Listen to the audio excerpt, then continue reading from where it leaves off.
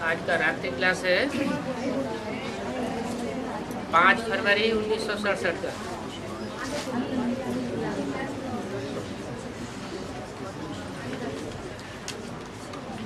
Class में स्वदेश बहन का पुत्र सुन रहे थे कि कैसे कैसे लोग प्रश्न पूछते हैं।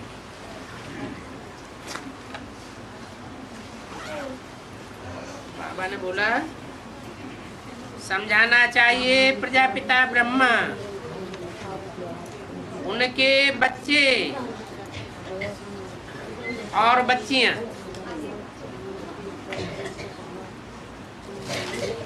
दोनों ही होने चाहिए।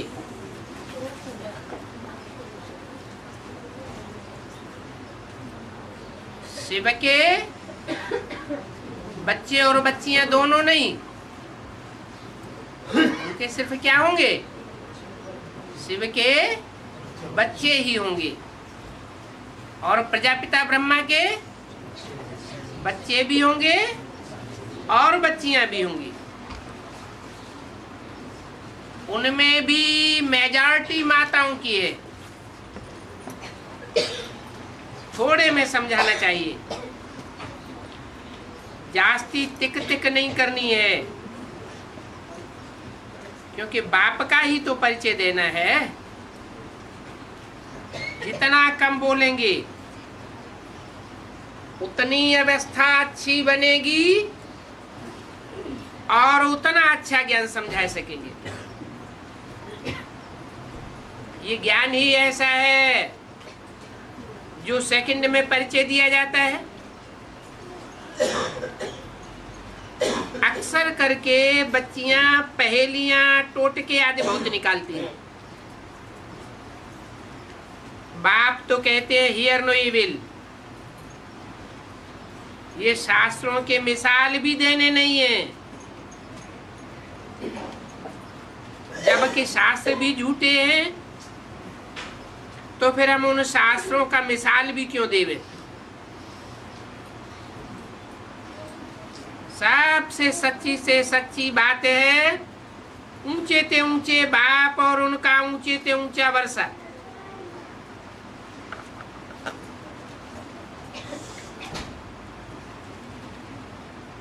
बाप को याद करने से आत्मा पावन सत्व प्रधान बन जाती है। 1 सेकंड में जीवन मुक्ति मिल जाती है। सो भी नब्ज देख करके फिर समझाया जाता है। हकीम लोग होते हैं, वो भी झट देखने से बता देते हैं। थोड़ी सी बात करने से नब्ज का झट मालूम पड़ जाता है। जैसा आदमी उसी रीति से समझाओ। पहले पहले तो ये बात उनकी बुद्धि में बैठाओ कि शिव बाबा हमारा बाप भी है, टीचर भी है और गुरु भी है। ऐसे दुनिया में होता नहीं है कि कोई पर्सनालिटी बाप भी हो, टीचर भी हो, गुरु भी हो। अगर कोई बाप को भूल जाते हैं तो जैसे मुर्दे बन जाते हैं। यहाँ तो बाप ही पढ़ा रहे हैं। जब बाप ही हमको पढ़ाई पढ़ाते हैं तो और क्या चाहिए? परंतु बच्चों को स्थायी खुशी नहीं रहती है, क्योंकि देह अभिमान में समझाते हैं और समझने वाले भी देह अभिमानी बन जाते हैं। बहुत बड़ी मेहनत है इस बात की। अपन को आत्मा समझ करके बाप को याद करके समझाना। ओम शांति। अगला रात्रि क्लास है 7 फरवरी 1967। बाप आते हैं पतित को पावन बनाने की सर्विस करने के लिए, पुकारते ही हैं हे पतित पावन आओ। ये तो सब जानते हैं, हम आत्माएं हैं। यहाँ तो बाप बच्चों से बात करते हैं और बच्चे ही सुनते हैं। बच्चे जानते हैं बाबा ही सर्व का सदगति करने वाला है, सर्व का दुख हरता है, सुख करता है और डायरेक्शन देते रहते हैं। क्योंकि जन्म जन्मांतर भक्ति मार्ग में बच्चों ने बहुत तकलीफें झेली।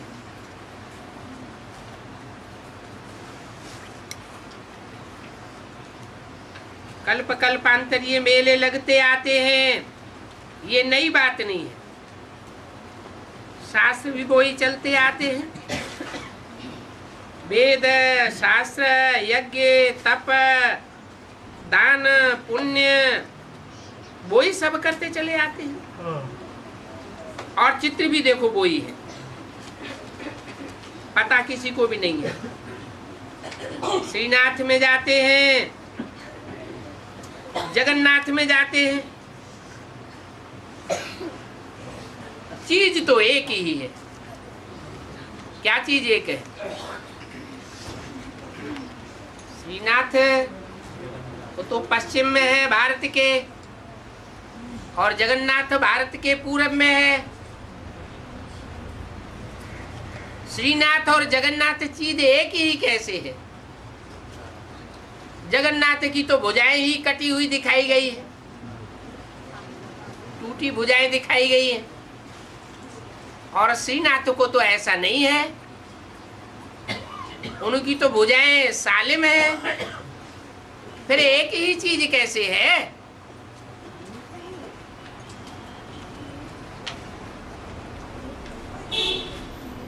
एक ही चीज क्यों बता दी? क्योंकि संगम युग में जब जगत का नाथ प्रत्यक्ष होता है, सारे जगत का नाथ,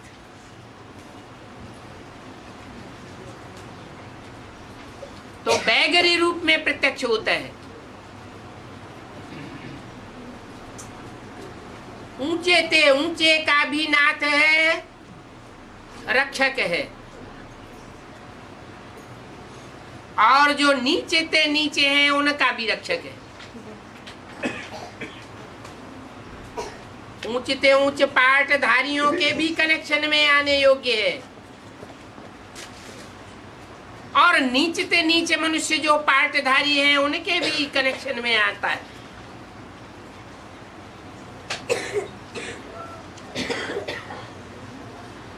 उसको कहते हैं जगन्नाथ।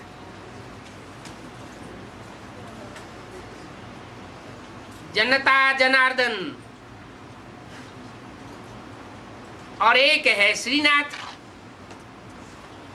उसे पश्चिम में दिखाते हैं। द्वारिकाधीश कहा जाता है। किसका आधीश? दो हरिका, वो सारे जगत का एक, और वो दो हरिका। हरिका माने दुनिया के द्वैतवादी जब दो खंड हो जाते, द्वैतवाद फैल जाता है, तो द्वापर में उसकी प्रत्यक्षता होती है। किसकी? श्रीनाथ की। श्रीनाथ क्यों कहा गया? क्योंकि जो श्रेष्ठ आत्माएं हैं, देव आत्माएं हैं, उनका ही रक्षक है। राक्षस संप्रदाय की रक्षा करने वाला नहीं है। और जगन्नाथ सारे जगत का नाथ है। फिर इतना अंतर होते हुए भी दोनों को एक क्यों कर दिया? श्रीनाथ है, जगन्नाथ है, एक ही क्यों बताई दिए? क्योंकि जगन्नाथ है, जब जगन्नाथ के रूप में सारे संसार में सारी सृष्टि के पिता के रूप में प्रत्यक्ष होता है।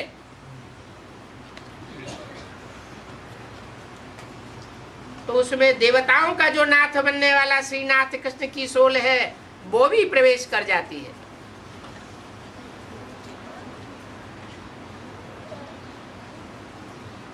चंद्रमा के रूप में।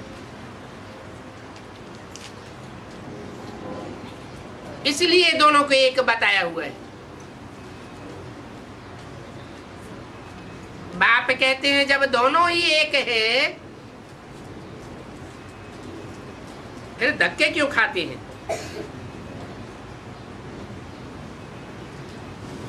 ये तो है ही भक्ति मार्ग के धक्के खाने का मार्ग।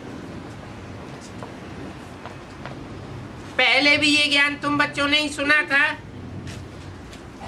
और अभी भी सुनते हो। ये ज्ञान तुम बच्चों के अलावा और किसी को मिलता ही नहीं।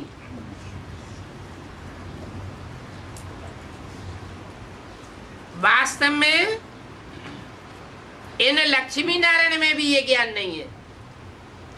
किन लक्ष्मी नारायण में? किन की तरफ इशारा किया? जो सतयुग के लक्ष्मी नारायण हैं उनकी तरफ इशारा किया कि इन लक्ष्मी नारायण में भी ये ज्ञान नहीं है।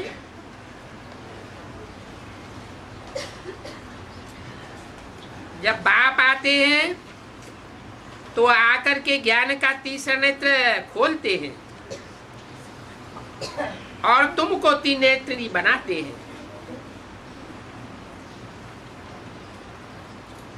नेत्री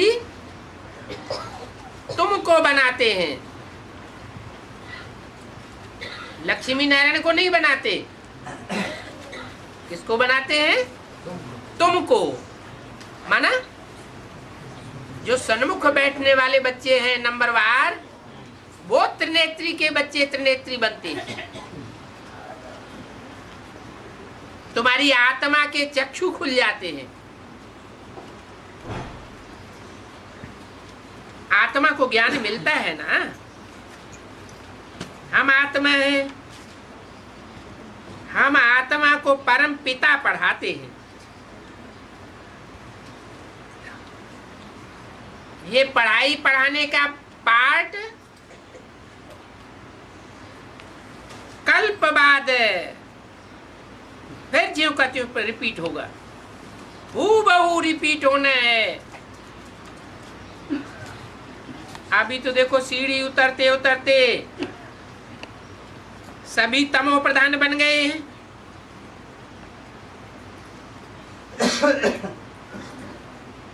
फिर सतो प्रधान बनाने के लिए बाप को आना पड़ता है। वो है ही सर्व का सदगति दाता। भारत में तो देखो लाखों गुरु हैं। हर एक स्त्री का पति भी गुरु। फिर भी गाते रहते हैं सदगति दाता पतित पावन एक है। अब हीरो हीरोइन का पार्ट किसका है?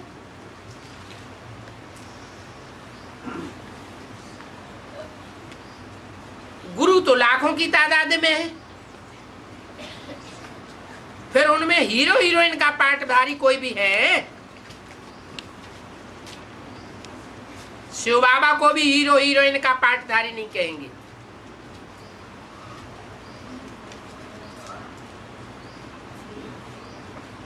तुम बच्चों को कहा जाता है हीरो और हीरोइन। जो विजय प्राप्त करने लगते हैं उनको कहा जाता है हीरो हीरोइन। कब कहा जाता है हीरो हीरोइन?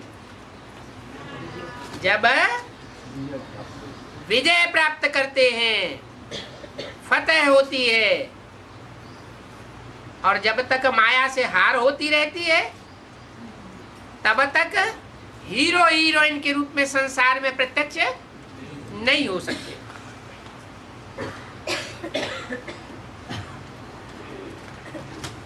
तो बाप को याद करते हो,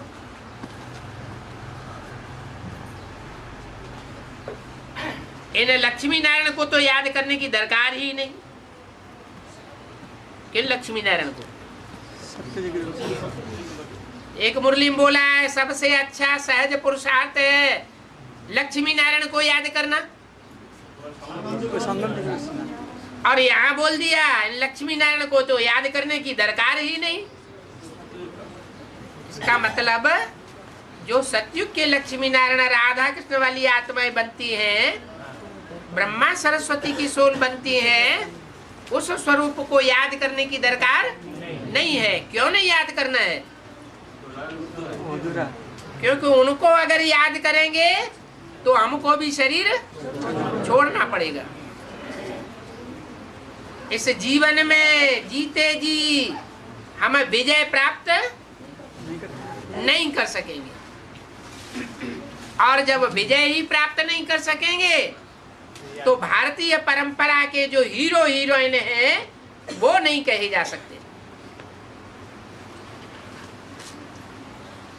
विदेशी कॉमिक्स होते हैं या कोई भी कथा कहानियां होती हैं तो उनमें हीरो हीरोइन को अंत में विजय प्राप्त करते हुए न भी दिखाते हो, लेकिन भारत में ये परंपरा है कि जो भी हीरो हीरोइन है वो अंत में उनकी विजय जरूर दिखाई जाती है।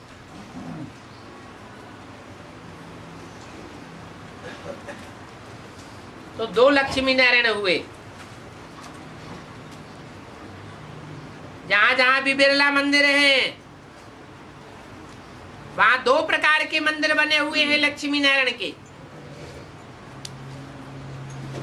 8 प्रकार के मंदिर नहीं है।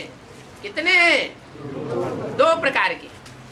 एक नर नारायण का मंदिर कहा जाता है, जो नर से डायरेक्ट नारायण बनता है, और दूसरा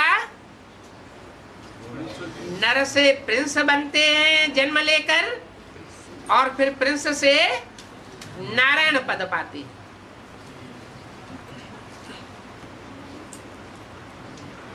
तो भारत का जो सर्वशास्त्र शिरोमणि गीता ग्रंथ है उसमें मनुष्य जीवन का लक्ष्य कौन सा दिखाया गया है? नर से डायरेक्ट नारायण बनने का दिखाया गया है। नर से पुरुषार्थ करते करते दूसरा जन्म लेकर के प्रिंस बने, प्रिंस बन करके फिर बड़े होकर नारायण बने, ये लक्ष्य नहीं दिखाया है। जो भी लक्ष्य सिद्धि करनी है वो जीते जी करनी है। यहाँ पढ़ाई पढ़नी है तो पढ़ाई की प्रारब्ध भी यही पानी है। तो बताया इन लक्ष्मी नारायण को तो याद करने की दरकार ही नहीं।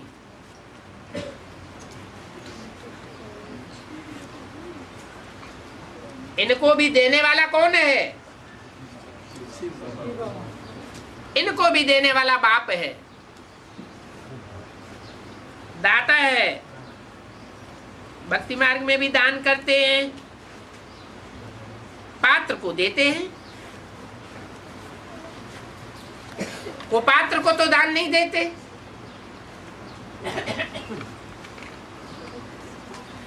क्या इशारा दिया?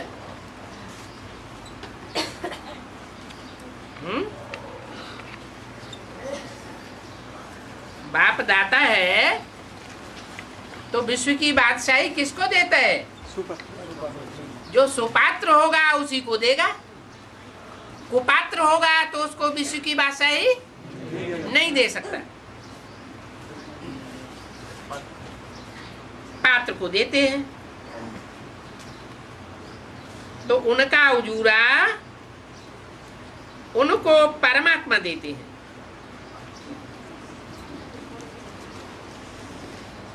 अगर कोई पतित को देते हैं तो उसका उजूरा बाप नहीं देंगे। क्या? पतित को दान दिया तो बाप से उसका उजूरा नहीं मिलेगा। तो किसको देना है? सुपात्र को देना है, पतित को नहीं देना है। अच्छा,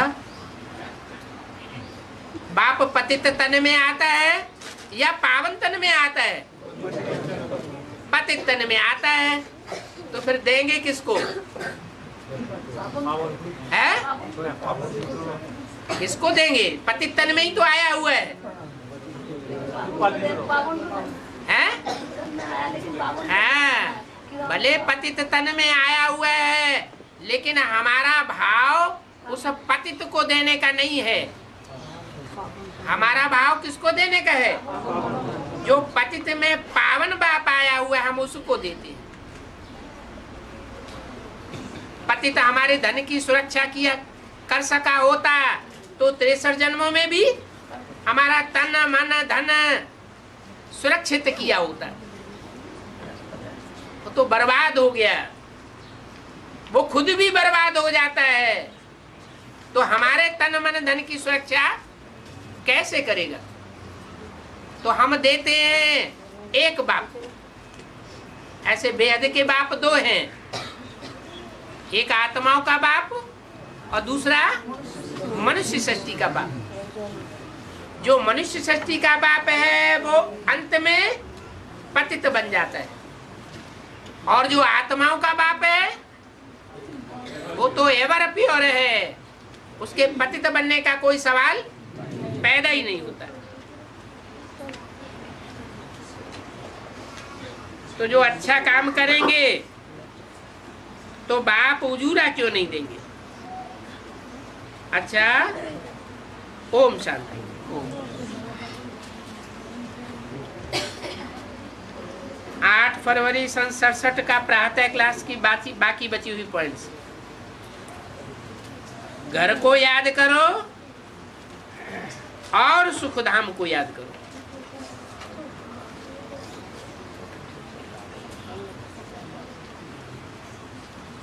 और पवित्र रहो। घर है परम धाम, आत्माओं का भी घर है, बाप का भी घर है।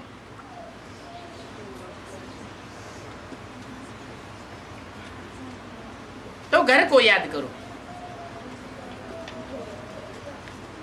और सुखधाम को याद करो।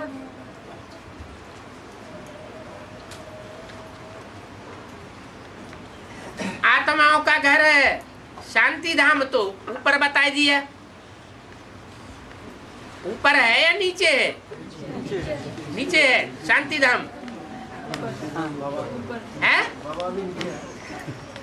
हाँ, अगर ऊपर याद करेंगे तो सूत्र कहे जाएंगे। क्यों? क्यों सूत्र कहे जाएंगे? क्योंकि जो ज्ञानी आत्माएं होंगे वो तो ब्राह्मण बच्चे हुए, जो ब्रह्मा मुख से निकली हुई बात को जानते हैं। वो जानते हैं कि बाप नीचे आया हुआ है। नीचे आया हुआ है तो ऊपर क्यों याद करेंगे? जो ऊपर याद करते हैं वो शूद्र संप्रदाय हुए, और जो नीचे हुए आए हुए बाप को याद करते हैं वो ब्राह्मण संप्रदाय हुए। तो घर को याद करो। वो घर कहाँ है? जो सुप्रीम सोल बाप आया हुआ है, जरूर कोई पतित तन में आता है। जिस भी पतित तन में आता है वो हमारे लिए हमारा घर हो गया। उस पतित तनधारी का भी घर है, और हम आत्माओं का भी, मन बुद्धि रूपी आत्माओं का भी घर है। हमारी बुद्धि का ठिकाना कहाँ है? कहाँ है? परम धाम। कैसा धाम? परम धाम, परे ते परे धाम। अच्छा, तो वो ऊपर है कि नीचे है कि दाएं है कि बाएं है? नीचे है। तो वो परम धाम भी है। क्या? परे ते परे धाम। और फिर बताया सुख धाम को याद करो। सुख धाम तो इस दुनिया में है ही नहीं, तो याद कहां से करे? और सुख धाम अभी आने वाला है कि आ चुका है? आ चुका है सुख धाम है। बाप है सुखदाता। सुखदाता बाप दुखधाम में आता है या सुखधाम में आता है? दुखधाम में आता है। तीन मूर्तियों में बाप की जो तीन मूर्तियां गाई हुई हैं, उनमें दुखधाम कौन सा है और सुखधाम कौन सा है और शांति धाम कौन सा है? एक मूर्ति है शांति धाम की अधिष्ठाता, उससे नीचे की मूर्ति है सुखधाम की अधिष्ठाता, और उससे भी नीचे की मूर्ति है दुखधाम की अधिष्ठाता। कौन सी मूर्ति को याद करने के लिए मना कर दिया? इस ब्रह्मा को याद भी नहीं करना है, क्योंकि जिसको याद करेंगे वैसा ही वाइब्रेशन अपनी आत्मा का बन जाएगा। तो ब्रह्मा का फोटो भी रखने के लिए मना कर दिया, याद करने के लिए भी मना कर दिया। ये नहीं कहा कि ब्रह्मा को या अम्मा को याद करना है। याद किसको करना है?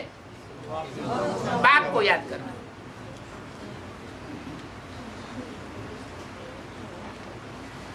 घर को याद करो,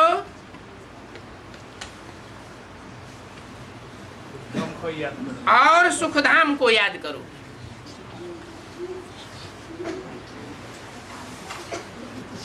तो सुखधाम का अधिष्ठाता तो दिखाई नहीं पड़ता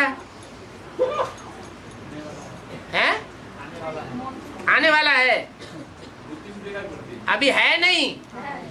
कैसे? मन बुद्धि से कैसे? सुखधाम का अधिष्ठाता तो विष्णु की मूर्ति है, और विष्णु की मूर्ति तो अभी है ही नहीं प्रैक्टिकल रंगमंच पर, तो फिर याद कैसे करें? आएंगे वो तो कल बाद भी आते रहेंगे।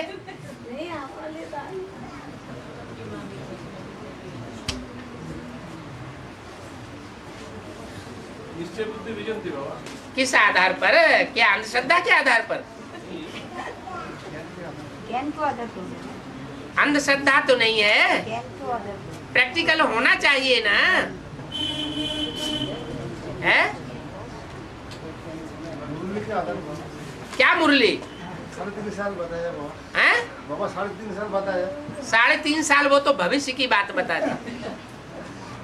अभी वर्तमान में सुखधाम को कैसे याद करें? 5000 साल के बाद सुखधाम आवेगा, हर 5000 साल बाद आता रहेगा। वो तो बाद की बात हुई। 5000 साल पहले था, वो भी 5000 साल पहले की बात हो गई। अभी वर्तमान में सुखधाम को कैसे याद करें? घर को याद करते हैं? अच्छा, सुखधाम की अधिष्ठाता मूर्ति कौन सी है? विष्णु मूर्ति। ऐसी कोई 4 हाथों वाली मूर्ति होती है? फिर क्या होती है?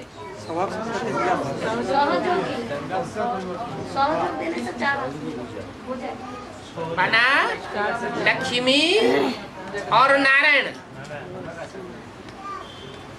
दोनों का कॉम्बिनेशन विष्णु मूर्ति कही गई। लक्ष्मी में भी लक्ष्मी के 2 रूप, और नारायण में भी नारायण के 2 रूप। लक्ष्मी में जो 2 रूप हैं लक्ष्मी के, एक महालक्ष्मी और दूसरी लक्ष्मी कही जाती है। ऐसे ही नारायण भी है, एक नारायण और दूसरा महानारायण। महानारायण कब बनता है और महालक्ष्मी कब बनती है? संगम युग में बनती तो है, लेकिन तरीका क्या है, कैसे बन जाती है महालक्ष्मी? जब दोनों के स्वभाव संस्कार मिल जाता है। जब जगदम्बा और जगत पिता, वो जगदम्बा और लक्ष्मी दोनों ही पाठधारी के संस्कार मिलकर के एक हो जाते हैं तो महालक्ष्मी बन जाती है। ऐसे ही महानारायण एक स्ट्रिक्ट पाठधारी और दूसरा लफुल पाठधारी, दोनों मिलकर के एक होते हैं तो महानारायण बन जाता है। उसमें लक्ष्मी समाई हुई है। ऐसे ही महालक्ष्मी में जो 4 भुजाएं दिखाई जाती है उसमें भी पीछे की ओर नारायण समाये हुए हैं। ठीक है, लेकिन ये लक्ष्मी, महालक्ष्मी, नारायण, महानारायण ये कहाँ की यादगार है? सतयुग की या संगम युग की? संगम युग की यादगार है। तो संगम युग में ये रूप है, अभी वर्तमान में पार्ट बजाता है या नहीं बजाता है? बजाता है। कैसे बजाता है? हैं? कह देने से थोड़ा ही होगा। कैसे बजाता है पार्ट?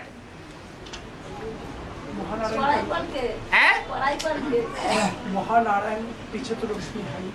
महानारायण के पीछे लक्ष्मी है। जो नारायण प्रवेश करके महानारायण का शब्द भी एक होता है। माना सतयुग का जो नारायण वाली आत्मा है वो महानारायण में प्रवेश करता है और प्रवेश करके जो लफुल है वो लाफुल में प्रवेश करके एक आकार हो जाता है, जिसको भक्ति मार्ग में अर्धनारीश्वर के रूप में दिखाया हुआ है। बाबा कहते हैं बाप दादा है कंबाइंड। तुम बच्चे बाप दादा को अलग अलग करेंगे, वो फिर मिलकर के एक हो जाएंगे।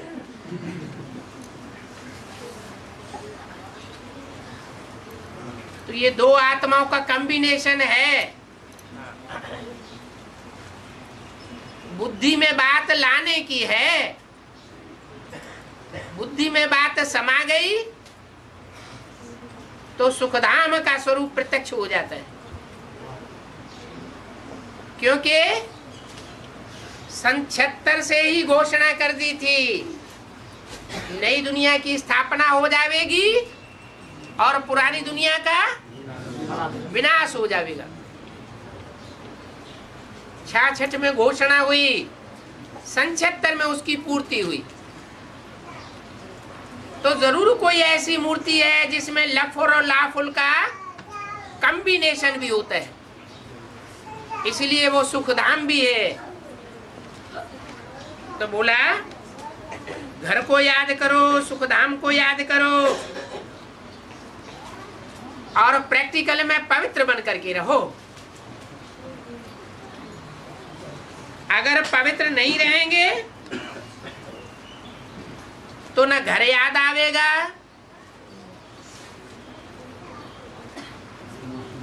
प्रैक्टिकल बातें हैं।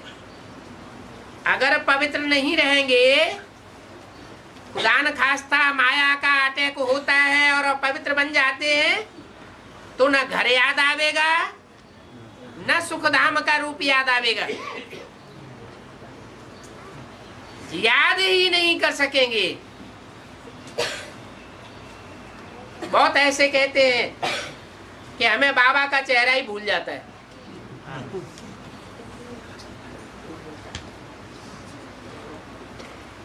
ऐसे नहीं कि बहुत दिन से देखा नहीं होगा,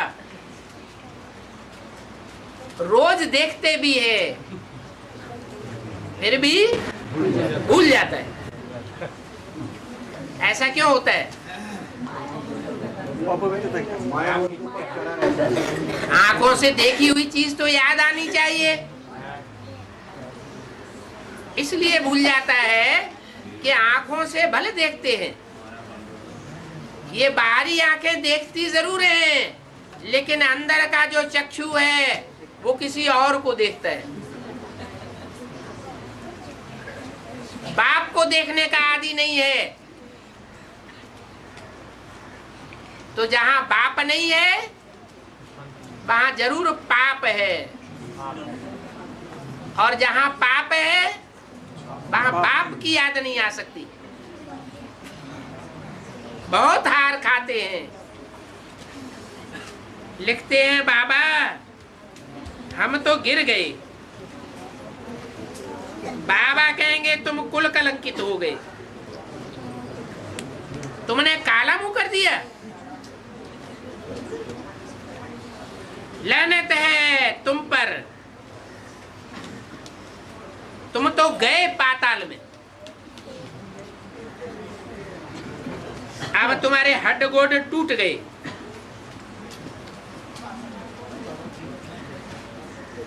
ऐसे जिनके हड्ड गोड टूट जाते हैं वो फिर ठहर नहीं सकते।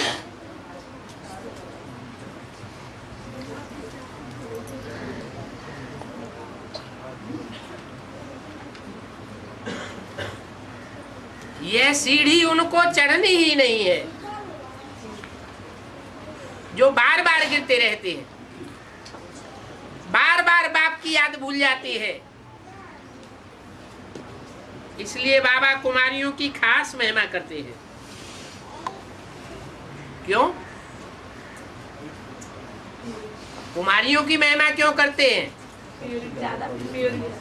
क्योंकि कुमारियों ने वो इम्प्योरिटी का अनुभव नहीं किया है। घर परिवार की सीमा के अंदर बंद कर रहती है। अनुभव न होने के कारण उन्हें वो स्मृति नहीं आती। और कुमार और अधर कुमारों को, अधर कुमारियों को वो स्मृति आ सकती है, क्योंकि बाहर की दुनिया का संग का रंग जरूर लगता है। बाप कहते हैं कुमारियां ज्ञान में हैं, तो वो अपने बाप को कह सकती हैं कि हमारी सगाई अब शिव बाबा से हो गई है। क्या कह सकती है? हमारी सगाई शिव बाबा से हो गई है। तो ये कहने से उनकी बुद्धि में बैठ जाएगा क्या? इतना कहने से बुद्धि में बैठ जाएगा? बैठेगा? फिर अरे अनुभव को वो क्या जाने, वो क्या जो अधर कुमार हैं, कुमार हैं, अधर कुमारियां हैं, जो ज्ञान में नहीं चलते हैं, तो वो ये क्या जाने कि क्या अनुभव है। वो अनुभव मात्र से मान लेंगे क्या कि हमें अनुभव होता है? हाँ, कुमारियों को समझाना पड़े। लेकिन कुमारियों के समझाने से वो समझेंगे क्या? है? हाँ, वो परिवार हैं जिनमें कुमारियों का बहुत मान होता है, भावना होती है। नौ दुर्गा पूजन के दिनों में कन्याओं की बड़ी महिमा करते हैं, बहुत मान्यता देते हैं। तो उनकी बुद्धि में ये थोड़ा बैठ सकता है कि पवित्र बुद्धि है, हो सकता है इसने सच्ची बात को पकड़ा हो।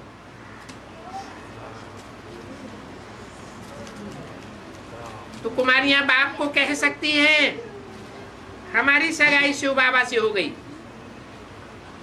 अभी हमारा जो कुछ भी है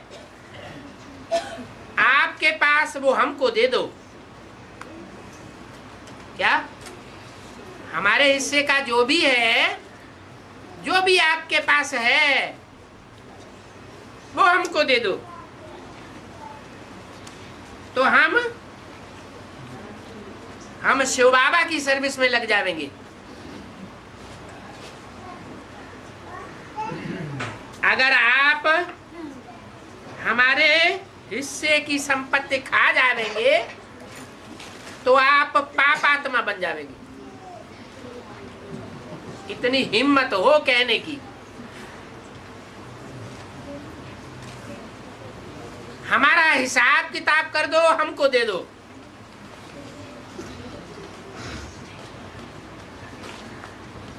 यथाशक्ति कुछ तो देना होता है ना।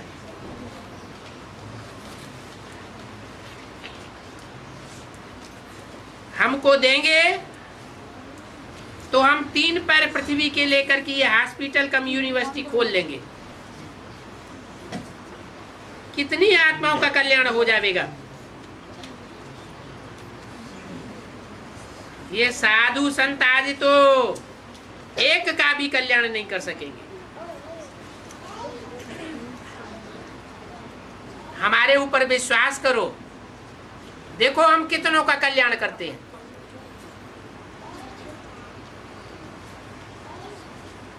क्यों?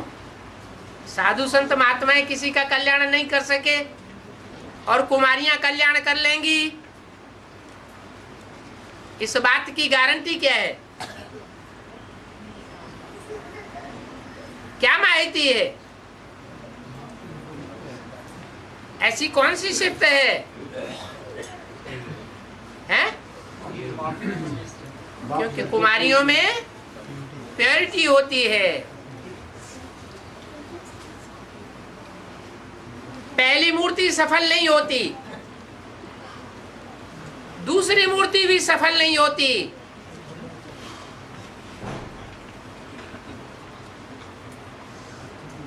संसार की सदगति करने के निमित्त नहीं बन पाती।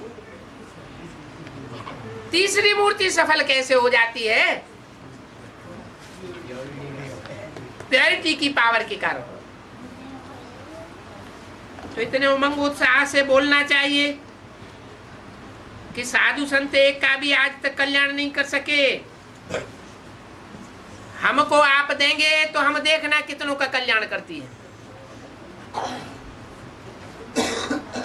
हम तो यही सच्ची रूहानी सेवा करेंगे। अगर ऐसी ऐसी का रूहानियत से भरी पूरी का कन्याएं निकल पड़े तो कितनों का कल्याण हो जाएगा। ऐसे कितने सेंटर्स खुल जाएंगे।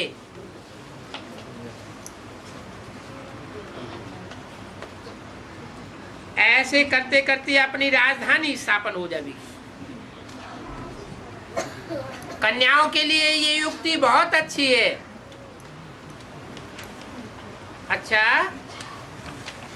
ओम शांति।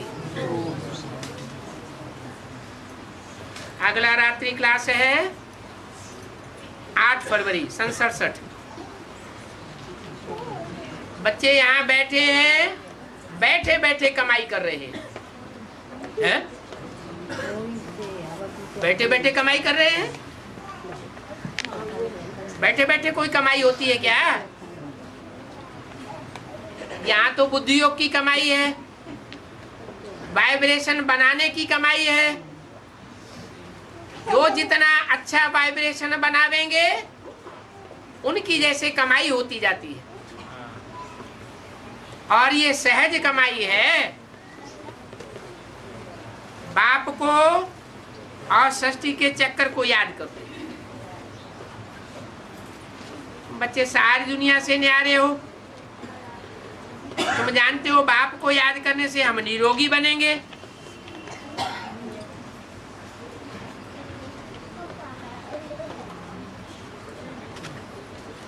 बाप को याद करने से निरोगी बनेंगे,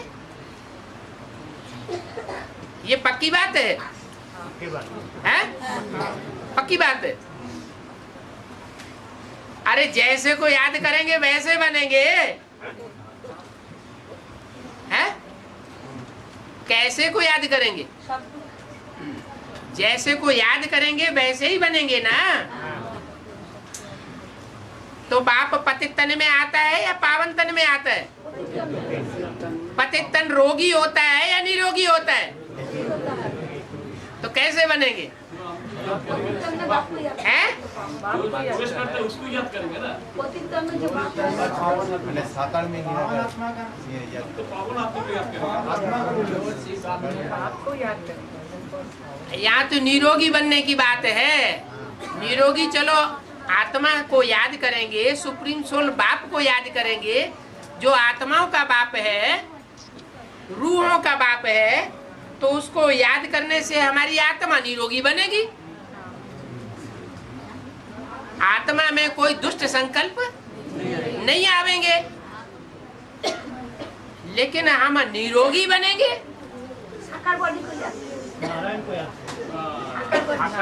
निराकार याद करेंगे। वो भविष्य का रूप है या वर्तमान का रूप है? नहीं, जिस निरोगी कंचन काया की बात कर रहे हैं वो भविष्य का रूप है या वर्तमान का रूप है? तो भविष्य का रूप है। अभी वर्तमान में किसको याद करेंगे?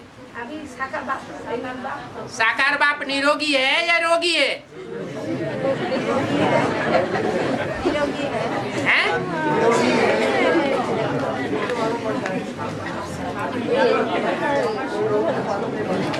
मैंने बीज को याद करते करते वो बीज बन गए, बीज रूप बन गए।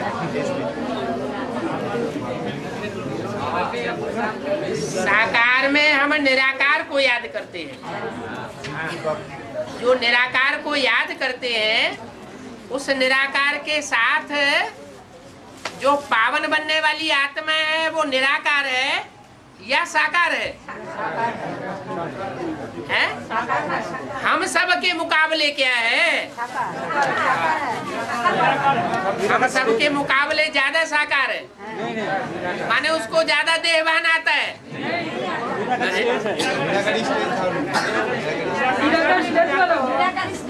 हाँ, वो आत्मा हम सब के मुकाबले जास्ती निराकार है, और जब निराकार है तो निराकार का संग का रंग हमको, हमारी आत्मा को जरूर लगेगा, और हमारी आत्मा भी निराकार बनेगी। तो पहले आत्मा निराकार बने, फिर शरीर निराकारी बने। निराकारी का मतलब निर्विकारी।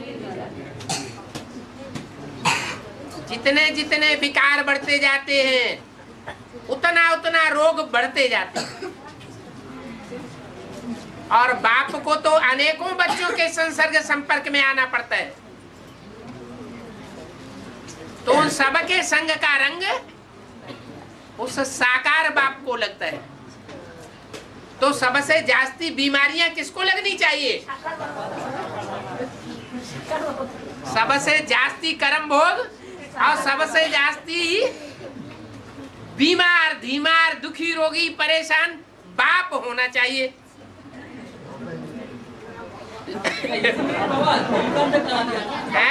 नीलकंठ तक आ गया इसीलिए। हाँ, वही बात है। तो बताया भक्ति मार्ग में तो नीलाकंठ दिखाई दिए। अब ऐसा नहीं है कि कोई कंठ में रुक जाता है। कंठ में रुक जाने का मतलब मन बुद्धि को, आत्मा को वो विकृति प्रभावित नहीं कर पाती। अगर ऐसी स्टेज हमारी भी बने तो हम भी जल्दी से जल्दी निरोगी कंचन काया वाले बन ही जाएंगे, क्योंकि जब फाउंडेशन अच्छा है तो बिल्डिंग भी अच्छी बनेगी।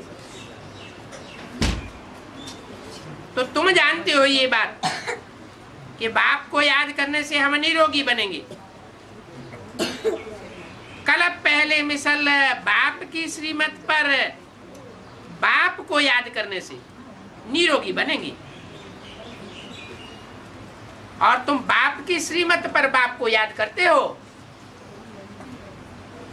कोई मनुष्य की मत पर बाप को याद नहीं करते हो। इसका क्या मतलब हुआ? ज्ञान में चलने वालों में भी बहुत ऐसे मनुष्य गुरु निकल पड़ते हैं जो अपने को बाप सिद्ध कर देते हैं। हम उन मनुष्य गुरुओं की मत पर नहीं चलते। हम उस एक बाप की श्रीमत पर चलते हैं जिसकी मत श्रेष्ठ ते श्रेष्ठ है। तो श्रीमत पर चल करके बाप को याद करते हो। ज्ञान है ही बाप के पास, और कोई के पास ये ज्ञान हो नहीं सकता, और कोई ये बात कह ही नहीं सकता कि 5000 वर्ष पहले भी हमने ये समझाया था। बाप ही कहते हैं। मैं कल पहले के संगम पर आकर तुम बच्चों को परिचय देता हूं।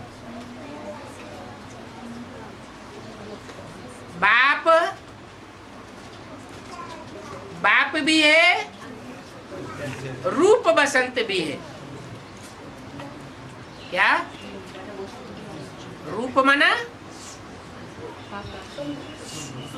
याद में रहने से जो अवस्था ऊंची चढ़ती है, जो तेज, जो शक्ति ऊपर की ओर चढ़ती है, उससे चेहरे में चमक आ जाती है। मनुष्य गुरुओं ने उसको कह दिया है कुंडलनी शक्ति जागृति होना।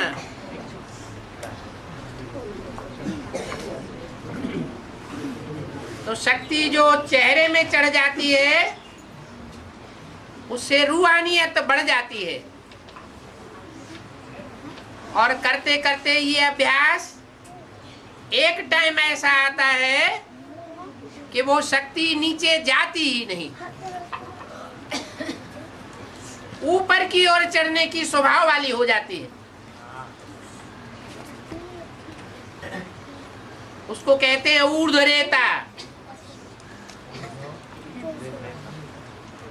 स्त्री पुरुष की रजवीरी की शक्ति ऊपर चढ़ने की स्वभाव वाली हो जाती है। और जब ऐसी शक्ति, ऐसा अभ्यास पक्का हो जाता है,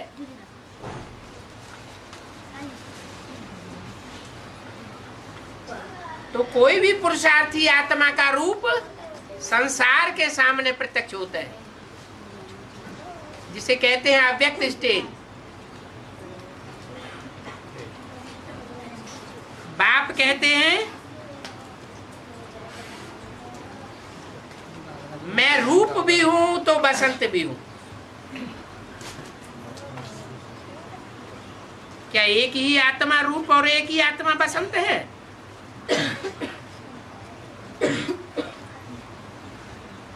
या दो आत्माओं की बात है या तीन आत्माओं की बात है? एक आत्मा रूप भी है और एक आत्मा बसंत भी है। रूप और बसंत की जोड़ी है या एक है? जोड़ी है तो दो होंगे या एक होगा?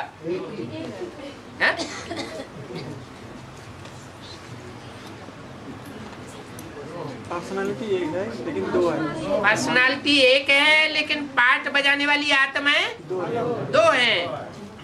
बसंत माने गुणों की खान। बसंत माना दिव्य गुणों की खुशबू जहां भरी हुई हो। तो कौन सी आत्मा ऐसी पुरुषार्थ करने वाली है जिसके पुरुषार्थ में दिव्य गुणों की खुशबू भरी हुई है? रामलिया जिसमें दिव्य गुणों की खुशबू भरी हुई होगी, वो दूसरों को भी जब कुछ सुनाएगा तो दिव्य गुणों की ही भाषा सुनाएगा। अव्यक्त वाणी एक ऐसी वाणी है जो देवताओं की वाणी साबित होती है। देवताओं में भी जो सबसे बड़ा ऊंचा देवता बनता है, पहला देवता सर्वगुण संपन्न 16 कला संपूर्ण बनता है, उस आत्मा की वाणी है। तो देवता की वाणी दैवी गुण धारण करना सिखाएगी, बल ज्ञान की बातें ज्यादा नहीं सुनाएगी, लेकिन दिव्य गुणों की भाषा सिखाएगी। तो कौन सी आत्मा हुई? ब्रह्मा की सोल, दादा लेखराज की सोल, कृष्ण की सोल। वो बसंत का पाठधारी हुआ और रूप पाठधारी प्रजापिता की सोल। याद में तीक्ष्ण पार्ट, तीक्ष्णता का जो पार्ट है वो याद की स्टेज को और उनके संसर्ग संपर्क में आने वाली सभी आत्माओं को ऊंचा उठाने वाला है। तो वो पाठधारी है बाप, रूप और बसंत। वो ज्ञान का सागर भी है, रूप भी है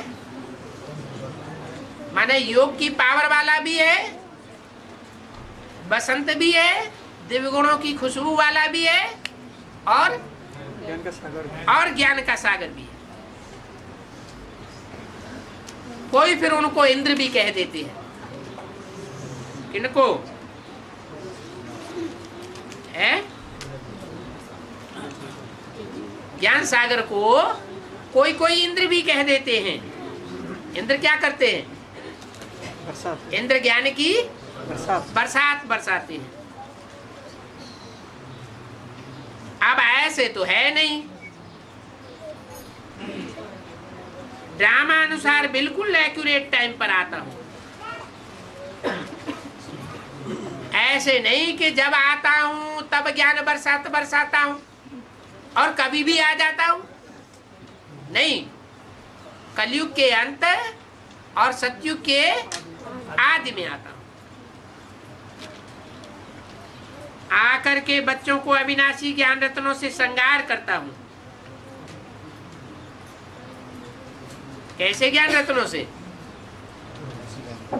अविनाशी ज्ञान रतन। दुनिया में मनुष्य गुरुओं के द्वारा जो ज्ञान दिया जाता है वो विनाशी रतन है, अविनाशी नहीं है, क्योंकि अविनाशी दुनिया को स्थापन नहीं करते। मैं जो ज्ञान रतन देता हूं उनसे अविनाशी दुनिया की स्थापना होती है। ये रतन लाखों रुपए के हैं। भक्ति मार्ग में तो लाखों को और ही घुमाए देते हैं। तुम समझते हो हम यहाँ आते ही हैं नर से नारायण बनने के लिए, नारी से लक्ष्मी बनने के लिए। तो बाप कहते हैं मुझे याद करो। क्या क्या से क्या बनने के लिए? नर से नारायण बनना है और नारी से लक्ष्मी बनना है। तो मुझे याद करो। क्या? ब्रह्मा को याद न करो, जगदम्बा को याद न करो, मुझे याद करेंगे। भले जगदम्बा में ये शिफ्ट है कि उसने बाप के संग के रंग से सबसे जास्ती पावर भरी है। जितनी जगदम्बा ने पावर भरी है संग के रंग की, उतनी कोई आत्मा ने उतनी पावर नहीं भरी है। बहुत पावरफुल है। फिर भी किसको याद करो? बाप को याद करो। जगदम्बा को क्यों नहीं याद करें? जब बहुत पावरफुल है, इतनी पावरफुल है कि माया भी सारी सृष्टि का विनाश नहीं कर पाती अगर प्रकृति का सहयोग न ले।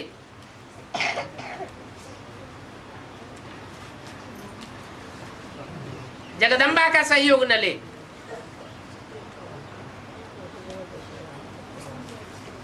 माया तो इतनी खौफनाक खतरनाक है, बच्चे तो बहुत डरते हैं। महावीर बच्चे नहीं डरते होंगे। तो जो खौफनाक माया है वो भी उतनी शक्तिशाली नहीं है, बल्कि वो तो डबल शक्तिशाली है। कौन? प्रकृति। माया सर्वशक्तिवान है तमो प्रधान दुनिया में, लेकिन जो सतो प्रधान दुनिया होगी वहां माया की ताकत नहीं काम करेगी। और प्रकृति की ताकत सतो प्रधान दुनिया में भी काम करती है तो तमो प्रधान दुनिया में भी काम करती है। तमो प्रधान दुनिया में जब प्रकृति अपना तामसी रूप पकड़ती है तो सारे संसार का विनाश कराई देती है। दुनिया के बड़े बड़े संगठन हिलने लग पड़ेंगे। महलमाड़ियां अटारियां ताश के पत्तों की तरह बिखरने लग पड़ेंगी। तो तामसी दुनिया में भी वो पावरफुल है और सात्विकी दुनिया में भी पावरफुल है। ओम शांति।